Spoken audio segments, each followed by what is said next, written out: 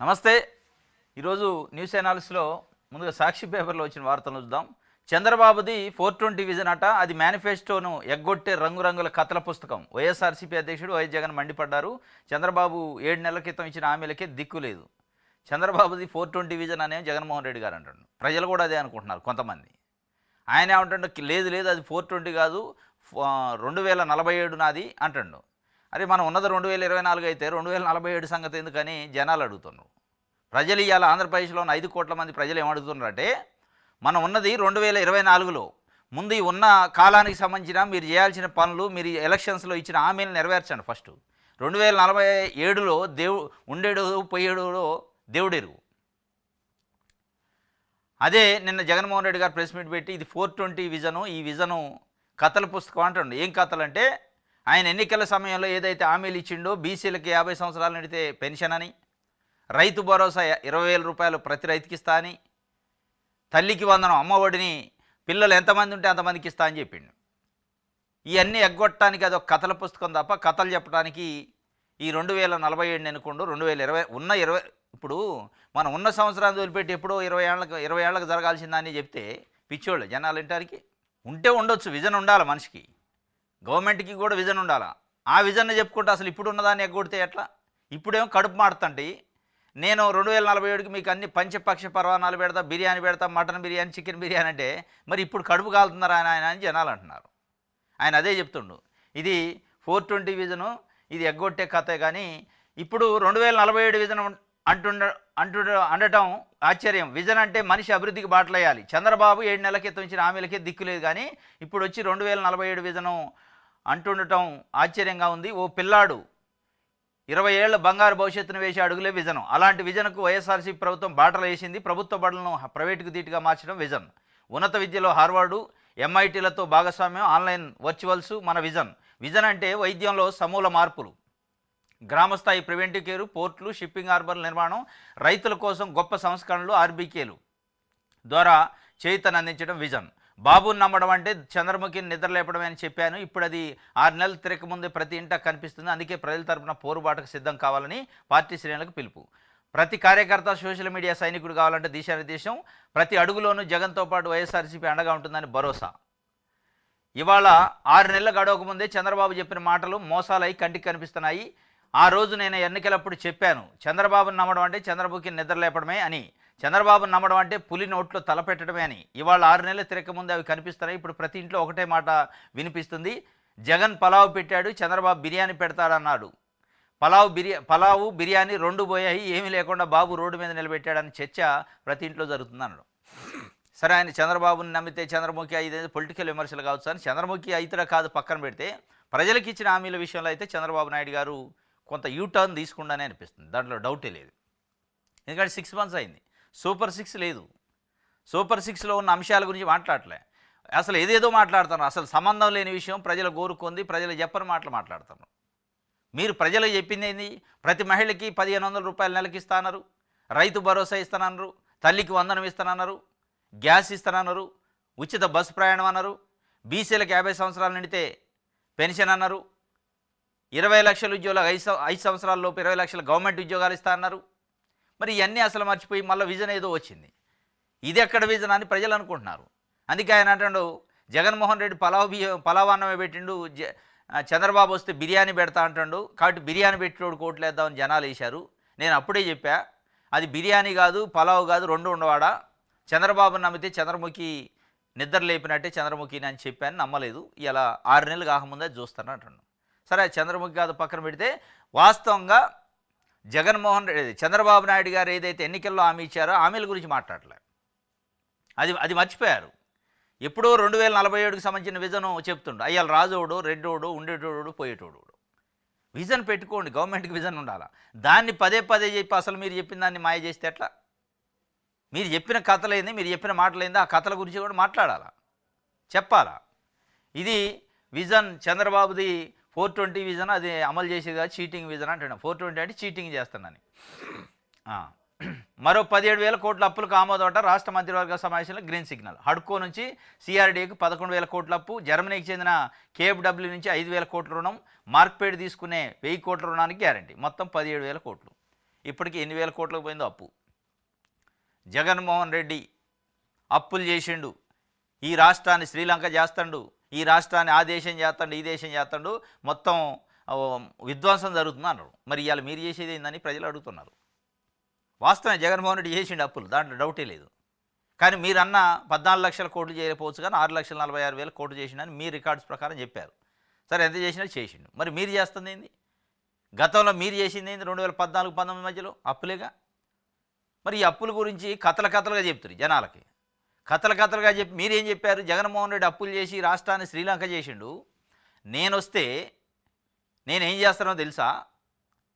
ఈ రాష్ట్రంలో అప్పులు లేను, సంపదని సృష్టిస్తా అన్నాడు. సృష్టించి పంచుతున్నాడు జనాలకి. ఏం పంచుతుండు? ఇలా రిజిస్ట్రేషన్ ఛార్జీలు పెంచిండు, పంచిండు, ఎలక్ట్రిసిటీ ఛార్జీలు పెంచిండు, పంచిండు.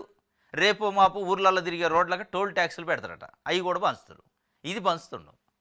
ఈ మంచి విజన్ 2047 డాక్యుమెంట్లు కూడా పంచుతారు. ఇగో ఇది నేను చేయబోయేది, మీరు ఏం అడగొద్దురా నాయన, ఈ తల్లికి వందనాలు, భరోసాలు ఇవన్నీ మనకు నడవు. అది 2014, 2019, 24 మధ్యలో ఆ కథ ముగిసింది, ఆ శకం లేదు. అట్లాంటి నాటకాలే నడవు.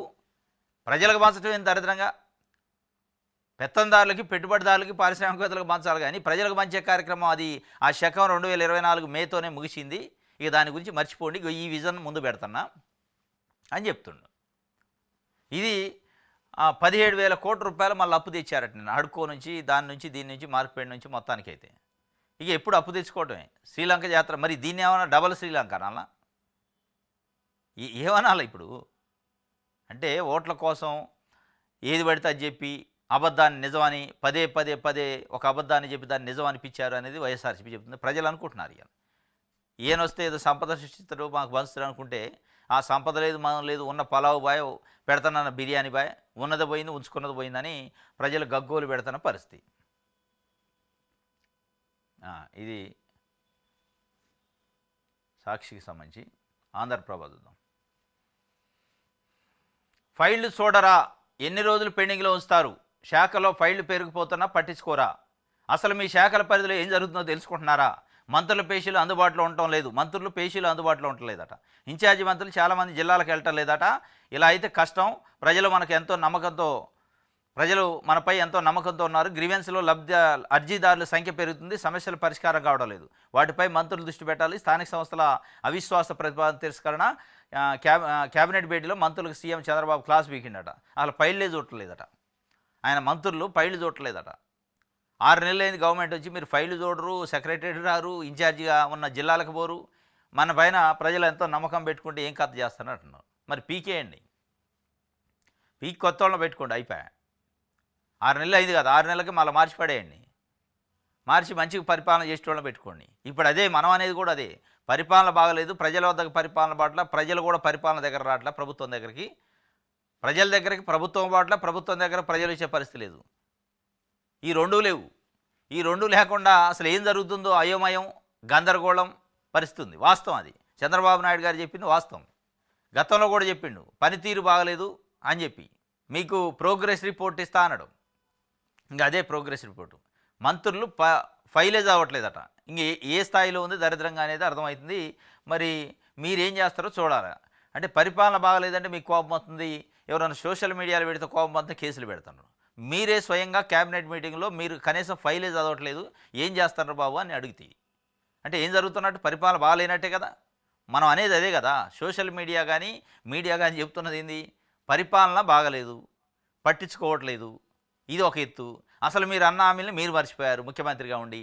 అది గ్రామ వాలంటీర్లు కావచ్చు, భరోసా కావచ్చు, తల్లికి వందనం కావచ్చు, బీసీలకి పెన్షన్ కావచ్చు, ఇవన్నీ మీరేం అది మర్చిపోతే వాళ్ళే ఫైల్ చూడటం మర్చిపోతున్నారు. మీరు ప్రజలకి రాష్ట్ర వ్యాప్తంగా తిరిగి హామీలు ఇస్తే రాష్ట్ర అధ్యక్షుడిగా, జాతీయ తెలుగుదేశం పార్టీ అధ్యక్షుడిగా, సీనియర్ నాయకుడిగా అది నమ్మి జనం ఓట్లు వేస్తే దాన్ని మీరు మర్చిపోయారు. మీరు మంత్రులు చేసిన వాళ్ళు మంత్రులు ఏం చేయాలో అది చేయకుండా వాళ్ళు ఏదో వేరే పనులు చేస్తున్నారు, దందాలో ఉన్నారు, ఫైళ్ళే చదవట్లేదు అని మీరే చెప్తున్నారు, మేము చెప్పట్లే. కొత్త సీట్లు, కొత్త నేతలు, నియోజకవర్గాల పునర్విభజనపై టీడీపీ అధినేత చంద్రబాబు ఫోకస్. పెరుగునన్న 50 అసెంబ్లీ స్థానాలు. బీజేపీ జనసేనలకు సీట్లు పెరిగే అవకాశం. బీజేపీ జనసేనల కింద అందరికీ పెరుగుతుంది రాష్ట్రంలో, అన్ని పార్టీలకు పెరుగుతుంది. బీజేపీ జనసేనలకు పెరగటం అమ్మ, ఇది రాసుడు. 175 ఉన్నాయి ఇప్పుడు సీట్లు అసెంబ్లీ. దాన్ని 225 చేస్తారు. ఎప్పుడు 2026లో నియోజకవర్గాల పునర్విభజన ఉంది. అందులో ఒక 50 సీట్లు పెరుగుతాయట. ఈ 50 సీట్ల మందం ఇప్పుడు వైఎస్ఆర్సీపీ నుంచి డంప్ చేసుకుంటారట. కాస్త వైఎస్ఆర్సీపీలో పేరున్న నాయకులు, పెద్ద పెద్ద నాయకులు ఉంటారు కదా, వాళ్ళందరిని పట్టుకొచ్చి నీకు టికెట్ ఇస్తా, ఆడ నియోజకవర్గం పెరుగుతుంది, ఆడ నియోజకవర్గం పెరుగుతుందని పట్టుకొచ్చే కార్యక్రమం స్టార్ట్ అయింది. దాంట్లో భాగంగా ఆళ్ళ నాని కానీ వీళ్ళంతా కొంతమంది జాయిన్ అయ్యారు ఈ మధ్య. బీదా మస్తాన్ రావు కానీ ఇట్లాంటి వాళ్ళని పట్టుకొస్తాడు. పట్టుకొచ్చి అంటే వైఎస్ఆర్సీపీలో నాయకుడు అనేది లేకుండా చేయాలి అనే ఒక ప్రయత్నం అయితే జరుగుతున్నట్టు ఒక చర్చ జరుగుతుంది. అంటే బలమైన నాయకులు లేకుండా చేస్తే నెక్స్ట్ టైం వీక్ అయిపోద్ది పార్టీ. మనం ప్రజలకు పని చేసినా చేయకపోయినా వాళ్ళు దేవుడు అంటేగా ఓటు వేయాల్సిందే తెలుగుదేశం పార్టీకి. ఇంకోటి జనసేన ఏమైనా హ్యాండ్ ఇచ్చినా భవిష్యత్తులో ఇవాళ బాగుంది, 2 ఏళ్ల తర్వాత 3 ఏళ్ల తర్వాత ఏమైంది ఎవడికి తెలుసు. ఈయన యూటర్లు ఎటు ఉంటాయో జనసేన అధ్యక్షుడు ఏ నిర్ణయం తీసుకుంటో తెలియదు. జనసేన బీజేపీ ఒకవేళ పొత్తులో లేకపోయినా సమర్థంగా ఉండేటట్లు నాయకత్వాన్ని ఏర్పాటు చేసిండు వైఎస్ఆర్సీపీని వీక్ చేసి. ఆ కార్యక్రమం మొదలైందట, ఫోకస్ పెట్టినట్టు ఎక్కడెక్కడ స్థానాలు పెరిగే అవకాశం ఉంది, అక్కడ ఏ నాయకుడు ఉండు వైసీపీలో ఆయన పట్టుకొచ్చి ఇక్కడ కూర్చోబెట్టి వర్క్ చేసుకొని నీకు టికెట్ ఇస్తా. అయ్యాలా మరి ఇచ్చే రోజు సంగతి వేరు. ముందు అయితే పట్టుకొస్తాడు, కండ వేసి వదిలేస్తే ముద్రేస్తారు. తెలుగుదేశం పార్టీ ముద్ర వేసి వదిలేస్తే అటు ఇటు కాకుండా అవుతుంది కదా. మొత్తానికి 50 సీట్లు పెరుగుతున్నాయట. దాంట్లో జనసేన బీజేపీలకు సీట్లు పెరిగే అవకాశం ఉందట. తెలుగుదేశానికి పెరుగుతాయి, వైఎస్ఆర్సీపీ కూడా పెరుగుతాయి, అందరూ పెరుగుతాయి. వైఎస్ఆర్సీపీ అధ్యక్షుడు జగన్మోహన్ రెడ్డి ఏమంటాడంటే నాయకుడు ఎంత పెద్ద నాయకుడు అనేది, ఎంత చిన్న నాయకుడు అనేది, నాయకుడు స్థాయిని, నాయకుడు పెద్దరికాన్ని చేసింది ప్రజలు. వాస్తవం అది. ఆ ప్రజలు చేస్తే పెద్ద నాయకుడు అవుతాడు, ప్రజలు తీస్తే చిన్న నాయకుడు అవుతాడు. మళ్ళా ప్రజలు కార్యకర్తల నుంచి పెద్ద నాయకులు తయారు చేసుకుంటారు. ఎంత పెద్ద నాయకులు పోయినా పర్లేదు. ఇది నాయకులతోనే వచ్చింది కాదు, ప్రజలతోనే వచ్చిన పార్టీ. ఇది ప్రజలు నిర్మాణం చేసుకున్న పార్టీ. కాబట్టి నాయకుడు ఎంత పెద్ద నాయకుడు పోయిండు, ఎంత వీక్ అయిన అనేది కాదు పాయింట్. ఇక్కడ ప్రజలు మాకు మద్దతు ఉంటారు, ప్రజలు నాయకులను తయారు చేస్తారు. కార్యకర్త, సామాన్య కార్యకర్తను కూడా నాయకుడిగా తయారు చేసే శక్తి మాకు ఉంది అని చెప్పి ఆయన చెప్తుండు. మరి ఏం జరిగిందో చూడాలి. ఫార్ములా ఈ రేసు కేసులో A1గా కేటీఆర్ అట, నాన్ బెయిలబుల్ కేసులు నమోదు. A2గా AS అరవింద్ కుమార్, A3గా HMDA మాజీ ENC. కార్ రేసింగ్లో నిబంధనలకు నీళ్లు, చెల్లింపుల తర్వాత ఒప్పందాలు, RBI విధి విధానాలు బేఖాతరు, ఆర్థిక శాఖ కేబినెట్ ఊసేయలేదు, ఎన్నికల కోడ్లో నిధుల విడుదల, ఈసీ ఆదేశాలను తొంగలో దొక్కారు, నాంపల్లి కోర్టుకు నివేదిక అందజేత, నేడో రేపు అరెస్ట్ చేసే అవకాశం. ఎలాంటి అవినీతి జరగలేదట. మరి ఎందుకు జరగలే? ఎలాంటి అవినీతి జరగకుండా నువ్వు ఊకే నేను పోతా జైలు కాంటటి, రోజు నేను పోతా, ఎప్పుడు కేసు పెడతానటటి పెట్టారు. ఇప్పుడు A1 పెట్టారు, A2 కూడా కాదు. మళ్ళీ ఇప్పుడు వచ్చి FIR కాగానే ఎలాంటి అవినీతి జరగలా, నేను అసలు భయపడేదే లేదు అంటే భయపడొద్దు, నువ్వు ఎలాంటి అవినీతి చేయొద్దు, వాళ్ళు నిరూపిస్తారట.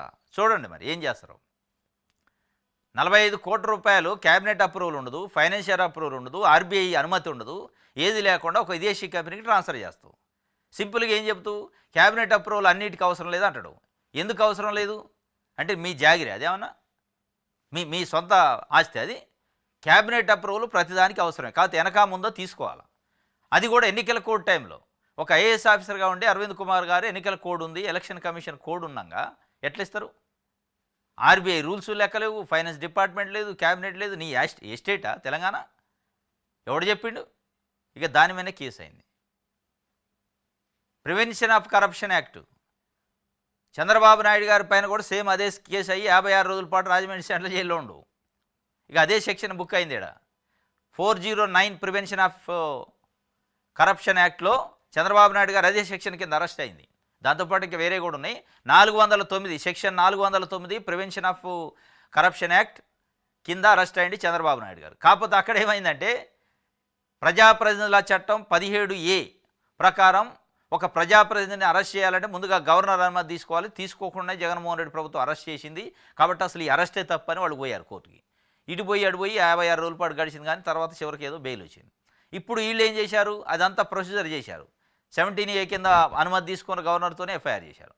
409 యావజ్జీవ కారాగార శిక్ష ఒక నిరూపణ. అయితే ఇప్పుడు ఆయన పైన కేసులు 13 section 13 prevention of corruption act, section 13 subsection 1A, section 13 subsection 2, ఈ 2 సెక్షన్లతో పాటు 409, ఈ 3 సెక్షన్లు నాన్ బెయిలబుల్ సెక్షన్లు. 10 సంవత్సరాల పాటు శిక్ష పడే అవకాశం ఉన్న సెక్షన్లు కాబట్టి తప్పనిసరిగా నాన్ బెయిలబుల్. ఏదో ఒక రోజు అరెస్ట్ చేస్తారు, కొంచెం మరిపించి అరెస్ట్ చేస్తారు. ఇక లేదంటే మరి తెలంగాణలో ఉన్న గవర్నమెంట్ రేవంత్ రెడ్డి గారు కూడా అల్లు అర్జున్ అరెస్ట్ చేసి పలసనయ్యారు వాస్తవంగా. అరెస్ట్ చేసినట్టు చేస్తే జైల్లో పెట్టలేకపోతుంది. అట్లా లూజ్ అటెంప్ట్ చేయకుండా పగడబందుగా చేస్తే చేయాలి. సరే, ఈ అరెస్ట్ ఏం చేస్తారు, ఎన్ని రోజులు జైల్లో పెడతారు, మళ్ళీ ఆయన బెయిల్ మీద వస్తారు పక్కన పెడితే, ఈ అరెస్ట్ వల్ల తెలంగాణ ప్రజానికానికి ఏం లాభం అంటే ఏం లేదు, ఏముండదు ఇందులో. ఇదంతా హైపు మీడియా తప్ప. ఆ నుంచి ఆయన దేశపోయిన 40 కోట్లు 45 కోట్లు తెలంగాణ ఖజానాకు వచ్చేవి కావు. ఇంకా ఉల్టా ఒక 8 కోట్ల ఏదో ఫైన్ కట్టారు ఆర్బీఐకి తెలంగాణ గవర్నమెంట్. నిబంధనలు ఉల్లంఘించినందుకు ఇప్పుడున్న గవర్నమెంట్ కట్టాల్సి వచ్చింది కేటీఆర్ చేసిన నిర్వాహకం వల్ల. నేను అసలు ఏం తప్పు చేయలేదు, నేను అవినీతి లేదు, నాకు నేను పులిని సింహాన్ని, నేను జైలుకు పోతా అంటున్నాను. ఆయన తప్పనంత ఏంటంటే రేవంత్ రెడ్డి జైలుకు పోయి సీఎం అయ్యిండు, జగన్మోహన్ రెడ్డి జైలుకు పోయి సీఎం అయ్యిండు, చంద్రబాబు నాయుడు జైలుకు పోయి సీఎం అయ్యిండు, నేను కూడా జైలుకు పోతే సీఎం అవుతా. మొన్న జార్ఖండ్లో ఆయన కూడా అయిండు సోరెన్. ఇట్లా నేను కూడా అవుతున్నాను అనుకుంటున్నాను. అని జైలుకు పోతే సీఎం గారు, జైలుకు పోయిన తర్వాత జనం సింపతి చూపించాలా. నువ్వు జనం కోసం జైలుకు పోతే, ఆ జనం నమ్మితే జైలుకు పోతే సీఎం అవుతుంది. జైలుకు పోవడానికే సీఎం అవుతా అంటే కారు. కొంతమంది ఈ నమ్ముతారు, మెడలో ఏదో తాయి తీసుకుంటే సీఎం అవుతాడు, తాయి తీసుకుంటే అవుతారు సీఎం కావాలంటే ప్రజలు అభిమానించాలి. ఇక ఆయన జైలు తాయిత పట్టుకోండు, జైలు పోతే కథ నేను సీఎం అనుకుంటున్నాను. నేడు క్వాష్ పిటిషన్ వేస్తారట హైకోర్టులో, కొట్టేయండి ఇదంతా తప్పుడు కేసు అని. రైట్.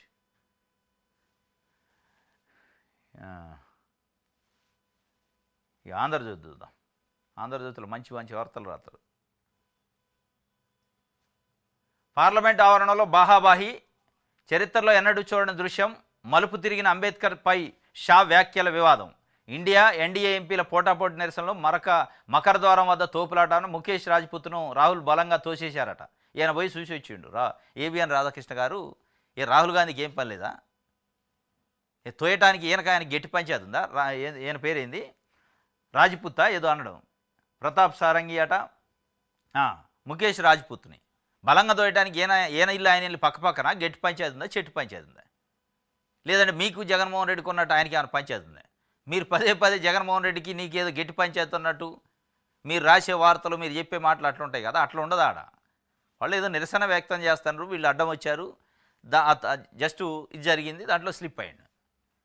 అసలు ఈ స్లిప్ కంటే పెద్ద స్లిప్ అమిత్ షా గారు మాట్లాడిండు. దానిపైన ఆంధ్రజ్యోతి మాట్లాడలే. తెలుగుదేశం పార్టీకి లెటర్ రాసిండు అరవింద్ కేజ్రీవాల్, ఆమ్ ఆద్మీ పార్టీ అధ్యక్షుడు.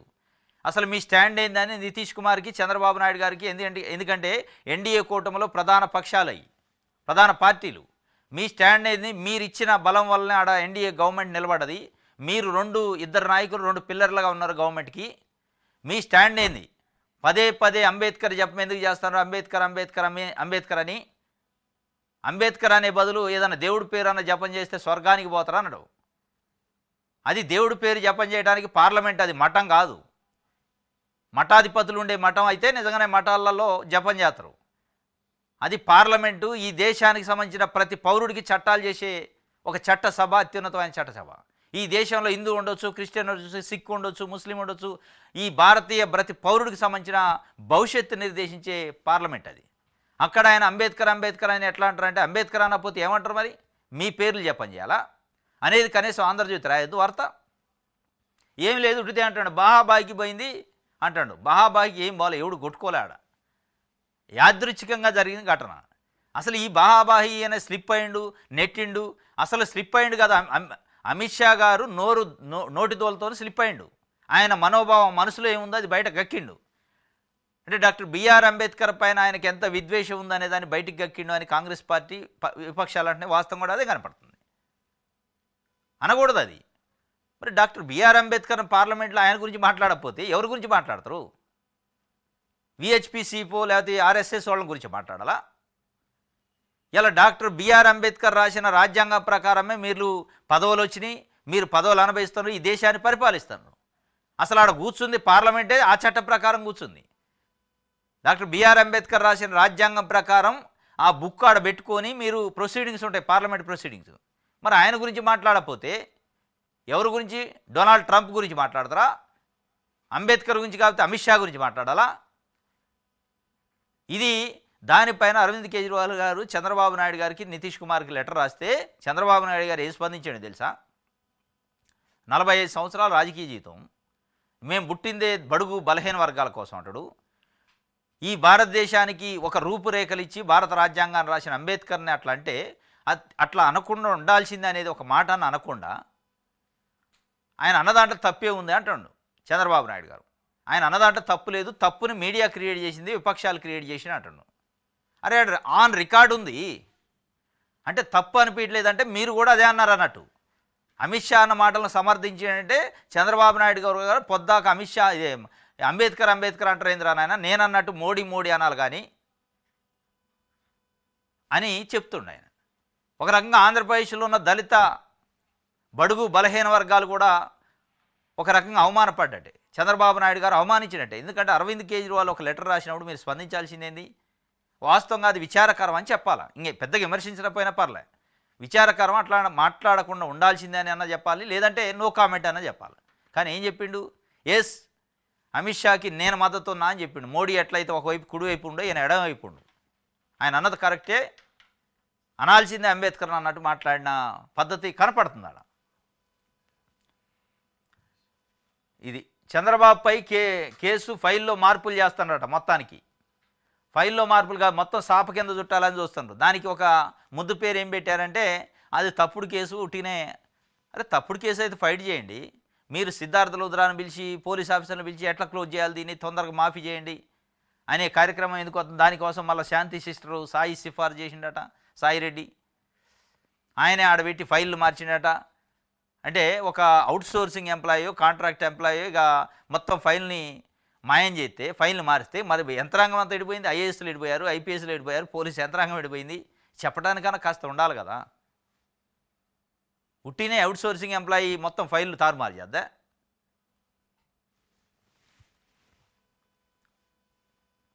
రైట్, ఇది ఒక వార్త. ఈనాడు చూద్దాం. అమరావతి పనులకు ఆమోదముద్ర 33,000 కోట్లతో చేపట్టే నిర్మాణాలకు పచ్చజెండా. ఈ అమరావతి పనులకు అయితే ఆమోదముద్ర ఎన్నిసార్లు వేశారు ఇప్పటికీ?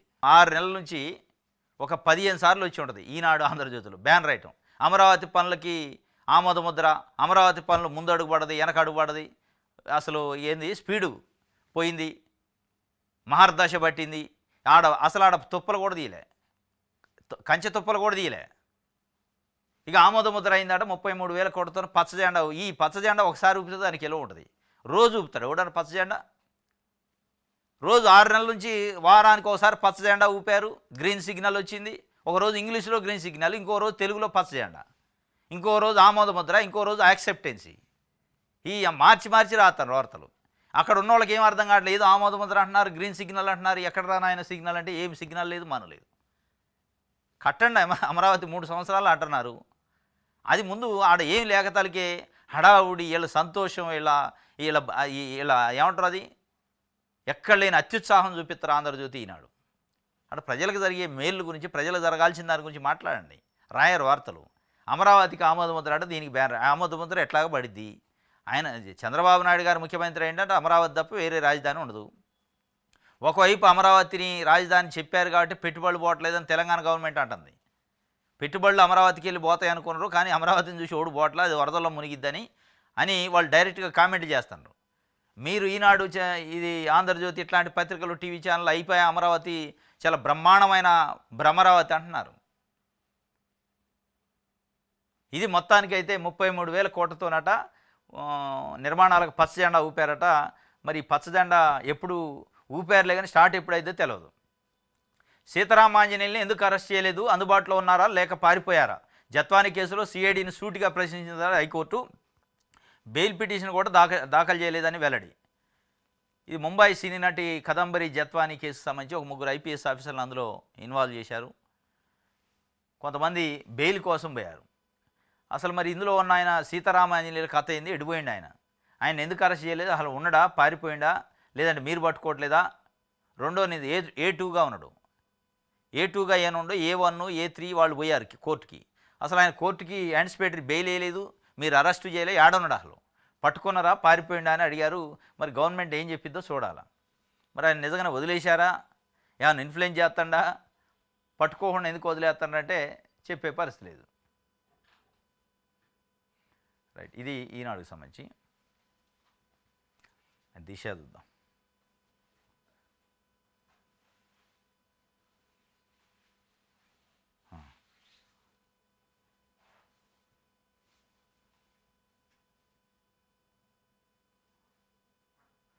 బలగం ఫేము మొగులేయక లేరట. కొంతకాలంగా తీవ్ర అనారోగ్యం, ఆసుపత్రిలో చికిత్స పొందుతూ మృతి చెందాడు. పలువురు సినీ రాజకీయ ప్రముఖులు సంతాపం తెలిపారట. బలగం సినిమాలో ఒక అద్భుతమైన పాట రాసిండు ఆయన మొగులేయ. ఆయన నిన్న మృతి చెందిండు, ఇక లేరట. ఆయన గురించి ఒక వార్త ఇగో ఈయన. బలగం చిత్రంతో ఫేమస్ అయిన జానపద కళాకారుడు పస్తం మొగలయ్య గురువారం తెల్లవారుజామున అనారోగ్యంతో మృతి చెందారు. వరంగల్ జిల్లా దుగ్గొండి మండలం కేంద్రానికి చెందిన మొగలయ్య కొంతకాలంగా కిడ్నీ సంబంధిత వ్యాధితో బాధపడుతున్నారు. డయాలసిస్ చేయించుకుంటూ మంచానికి పరిమితమయ్యారు. ఈ క్రమంలో వరంగల్లోని ప్రైవేట్ ఆసుపత్రిలో చికిత్స పొందుతూ పరిస్థితి విషమించి తుదిశ్వాస విడిచారు. మొగలయ్య కొమరయ్య దంపతులు. డైరెక్టర్ వేణు ఎల్దండి దర్శకత్వంలో వచ్చిన ఈ బలగం సినిమా క్లైమాక్స్లో మానవ సంబంధాలను వివరిస్తూ పాడిన తోడుగా మాతో ఉండి నీడగా మాతో నడిచి నువ్వెక్కడికి వెళ్ళినావు కొమరయ్య అని ఒక పాట వస్తుంది. అనే పాట ప్రజల గుండెలను హత్తుకొని కంటతడి పెట్టించింది. దీంతో కొమరమ్మ మొగలయ్య దంపతులు ఫేమస్ అయ్యారు. మొగలయ్య మృతి పట్ల డైరెక్టర్ వేణు, నిర్మాత దిల్ రాజు, పలువురు సినీ ప్రముఖులు సంతాపం వ్యక్తం చేశారట. పాపం వాస్తవంగా మంచి చాలా అద్భుతమైన పాట రాసిండు, మామూలు కాదు. ఈ ఈ ప్రపంచంలో భూమి మీద ఉన్న తెలుగు ప్రజల ప్రతి ఒక్కళ్ళ గుండెని టచ్ చేసింది ఆ పాట. ప్రతి ఒక్కళ్ళ గుండెని టచ్ చేయడంతో పాటు ప్రతి ఒక్కళ్ళు ఒక 20-30 సంవత్సరాలు వెనక్కిపోయారు. అంటే ఒక 30-40 సంవత్సరాల క్రితం గ్రామాల్లో ఎట్లా ఉండేది, ఆప్యాయతలు, సంబంధాలు, ఉమ్మడి కుటుంబాలు, అంటే ఒకళ్ళకొకళ్ళకి ఎట్లా సంబంధాలు, మానవ సంబంధాలు, కుటుంబ సంబంధాలు అవి పోతున్నాయి కదా. అది గుర్తు చేసి ఒక్కసారే ఇక్కడ పుట్టి పెరిగిపోయి అమెరికాలో ఒక 20-30 సంవత్సరాల క్రితం స్థిరపడ్డవాళ్ళు కూడా ఈ పాట ఈ సినిమా చూసి జల్లును అనిలేశారు. ఓహో ఇట్లా ఉందా మనం భవిష్యత్తు, మనం ఎక్కడున్నాం, అసలు మనం ఎక్కడ పుట్టినాం, ఏ పరిస్థితుల్లో పెరిగినాం, ఇవాళ ఎక్కడున్నాం, అన్ని సంబంధాలు పోయినాయి, మానవ సంబంధాలు పోయినాయి, కుటుంబ సంబంధాలు పోయినాయి, రక్త సంబంధాలు పోయినాయి. ఇక దాన్ని ఇట్లా ఉండాలని గుర్తు చేసిండు ఆయన ఆ పాటతోని. కాబట్టి ఆయన నిన్న చనిపోయిన మృతి చెందారు. ఇది ఒక వార్త. విషయాలు అందరూ చూద్దాం. ఆదానితో సౌర ఒప్పందాలు రద్దు చేయండి. ముఖ్యమంత్రికి సిపిఐ నేతలు రామకృష్ణ ముప్పావుల వినతి, న్యాయస్థానాలు తీసుకుంటున్నామన్న చంద్రబాబు. ఆదానితో సౌర ఒప్పందాలు రద్దు చేయండి అన్నాడు. ఆయన ఎట్ట రద్దు చేస్తారు, మీరు ఎట్ట పోయారు? చంద్రబాబు నాయుడు గారు రద్దు చేస్తారా? అదేమన్నా ఉందా? రద్దు చేసేదే తెల్లారే రద్దు చేయాలి. ఇన్ని రోజులు ఎందుకు అయితే దానికి న్యాయ ఒప్పందాలు, న్యాయ సలహాలు ఏంది? డైరెక్ట్గా ఈఏఎస్ శర్మ గారు అని సెంట్రల్ గవర్నమెంట్ సెక్రటరీగా పనిచేసిన ఆయన 2 సార్లు లెటర్ రాసిండు చంద్రబాబు నాయుడు గారికి. అది రద్దు చేసుకోవచ్చు, దాంట్లో ప్రొవిజన్స్ ఉన్నాయి. ఎందుకంటే ముడుపులు ఇచ్చి ఒప్పందం చేసుకుండాని ఒక ఎఫ్ఐఆర్ అయింది, కేసు ఉంది. కాబట్టి దాన్ని బేస్ చేసుకుని రద్దు చేస్తాడు. ఇక దానికి న్యాయ సలహాలు ఏంది? ఎన్ని రోజులు తీసుకుంటారు? నిజంగానే న్యాయ సలహాలు తీసుకునే పరిస్థితి ఉందా? మీరు అసలు రద్దు చేసే పరిస్థితి ఉందా? మీరు పని లేక టైం వేస్ట్. కానీ సరే ఇచ్చారు, ఒక పొలిటికల్ పార్టీగా తప్పులేదు, కానీ ఆయన ఏం రద్దు చేయడు. అదంతా అబద్ధం. ఎందుకంటే ఆదానితో సౌర ఒప్పందాలు రద్దు అంటే మోడీతోని రాజకీయ ఒప్పందాలు రద్దు చేసుకున్నట్టు ఇది. మోడీతో కటీప్ చేసుకుంటాడా? మోడీ అమిత్ షా అంటే జల్లున అంటున్నా, ఆయన నిదట్లో కూడా కాలొస్తుంది. ఇటొకళ్ళు పడుకొని నాకు కాపలా కాసినట్టు ఆయనకు కాలొత్తంటే వాళ్ళని కాదని ఒక అడుగు ముందుకేస్తారా చంద్రబాబు నాయుడు గారు? ఆయన ముఖ్యమంత్రి ఎట్లా అయిండు, ముఖ్యమంత్రి కాకముందు పరిస్థితి ఎట్టుందో, అసలు రాజకీయ భవిష్యత్తు తెలుగుదేశం పార్టీ ఉంటుందా పోద్ది అనే పరిస్థితుల్లో నరేంద్ర మోడీ, అమిత్ షా గారు, పవన్ కళ్యాణ్ గారు ముగ్గురు కలిసి అమాంతం ఐసీయూలో ఉన్న పార్టీని తీసుకొచ్చి ఇలా జనరల్ వార్డులు వేసి జనరల్ వార్డు నుంచి మంచిగా పబ్లిక్లో తిరిగేటాడు చేశారు. ఇక ఆ పరిస్థితి మర్చిపోతాడు ఆయన. ఈ పొత్తు, ఈ కార్యక్రమం, రకరకాల issues, election management, poll management, ఇవన్నిట్లలో కేంద్రంలో ప్రభుత్వం ఉండటం అలా కలిసి వచ్చింది. ఇక అంత మెయిల్ చేశాక అసలు ఐసీయూలోంచి ఉంటుందా పోద్దా అనే పరిస్థితి నుంచి పేషెంట్ పరిస్థితి ఇలా మంచిగా లేచి తిరిగే కాడికి తీసుకొచ్చారు. ఇక ఆయన మీరు అన్నట్టు సౌర ఒప్పందాలు ఆదానితో రద్దు చేసుకోవడానికి మోడీతో రద్దు చేసుకునే పరిస్థితి ఉండదు. ఒక అడుగు కూడా వేయడు, మోడీని కాదని ఒక అడుగు కూడా వేయడు, ఒక విమర్శ చేయడు. ఎందుకంటే అమిత్ షా అంబేద్కర్ అంటున్నారు అని అవమానిస్తే అరవింద్ కేజ్రీవాల్ లెటర్ రాస్తే ఏం చెప్పిండేనా? అది తప్పు కాదు, మంచిదే అన్నాడు. ఈ పొద్దాక అంబేద్కర్ అంటవేందా, నిజమే కదా ఆయన అన్నదే అని సమర్థించిండు. ఎందుకు? నిజంగా ఆయన మనసులో పాపం అనకుండా ఉండాల్సింది విచారకరమని అనాలి ఉంది, కానీ అనలేని పరిస్థితి. అంటే మళ్ళీ ఉండడు కదా, ఇబ్బంది అవుతుంది కదా రాజకీయంగా. అందుకే అనలేని పరిస్థితి. ఒక మాటే అనలేని పరిస్థితుల్లో ఆయన ఒప్పందాలు రద్దు చేసుకుంటాడు. నోటితోని జనరల్గా అనాల్సిన మాటనే అనలేకపోయిండు. కాబట్టి అది ఆశించడం కరెక్ట్. అసలు మీ ఆశే అడి ఆశలు అయితే సిపిఐ రామకృష్ణ గారు సిపిఐ నిన్న పార్టీ పరంగా ఇచ్చారు రద్దు చేసుకోండి. ఇది ఈరోజు న్యూస్ అనాలిసిస్. రేపు తాజా వార్తలతోని రేపు కలుసుకుందాం. Thank you.